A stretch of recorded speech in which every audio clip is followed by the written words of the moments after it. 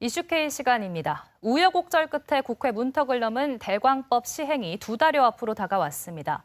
오늘 이 시간은 전북권 광역교통망 사업의 성공적인 추진을 위해 어떤 준비가 필요할지 전북연구원 김상엽 선임연구위원과 이야기 나눠보겠습니다.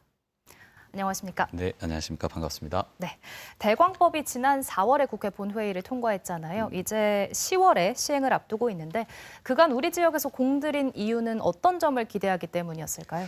네, 대광법은 대도시권 광역교통관리에 관한 특별법의 약칭입니다. 네. 대광법은 1997년부터 수도권 및 광역시와 같은 대도시권의 출퇴근 교통 혼잡을 막기 위해서 광역교통 문제를 풀기 위해서 국가가 보조해서 진행하는 사업이었는데요. 그동안 이제 전북은 광역시가 없다는 이유로 소외되어 왔습니다. 전북은 그래서 2020년도에 현재 국토부 장관이 되신 김윤덕 의원님께서 최초 발의하셨고요. 마침내 올해 4월에 대광법이 개정이 되었습니다. 이 대광법 개정은 교통 정책 분야에서 파격적인 대한민국 최초 사례입니다. 왜냐하면 그 전에 있던 대광법 같은 경우에는 광역시와 광역도를 연결한 인프라 사업이었다면 이번 대광법 개정은 전북도 안에 있는 도시를 연결할 수 있는 대한민국 최초의 사례고요. 기존의 법틀을 깬 그런 법률 개정안이었습니다. 전북이 해낸 것이고요. 이번 대광법 개정으로 이제 전주시와 전주시 주변 도시를 국가가 대규모로 투자할 수 있는 법률이 개정됐다고 볼 수 있습니다. 네. 최근에 대광법 관련해서 토론회가 열리지 않았습니까? 그 자리에서 1조 3천억 원 규모의 전주권 광역교통시설 사업이 제안됐는데 네.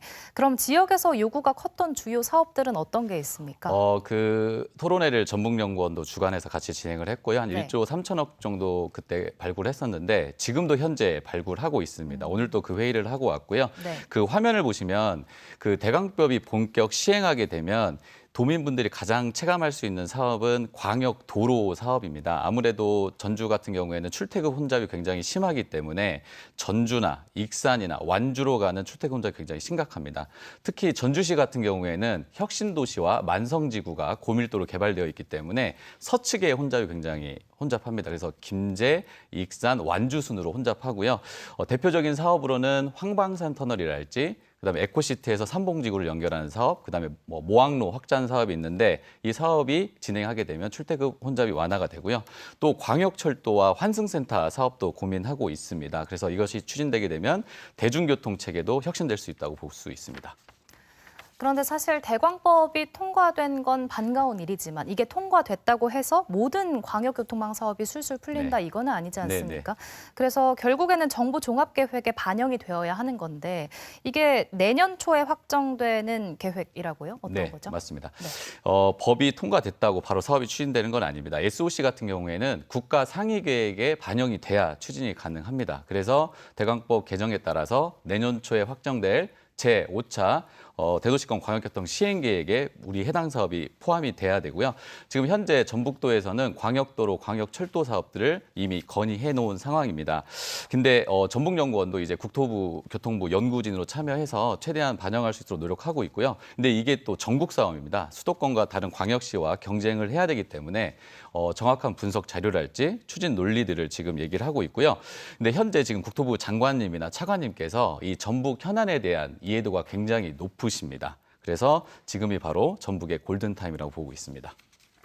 앞서 여러 가지 사업들을 말씀해 주셨는데 그 사업들 가운데에서도 좀 비용이 많이 드는 그러니까 검증이 까다로운 사업도 있습니다. 어떻게 대응하고 준비해야 할까요? 예, 인프라는 아무래도 이제 특정 구간을 하게 되면 500억 이상 넘는 경우가 굉장히 많은데 500억 이상을 넘게 되면 국가재정법 제38조에 의해서 예비타당성 조사를 받게 됩니다. 그래서 예타를 반드시 통과돼야 사업이 추진되는 거고요. 경제성, 정책성, 그다음에 지역 경제 파급 효과도 보아야 되고 객관적으로 입증을 해야 됩니다.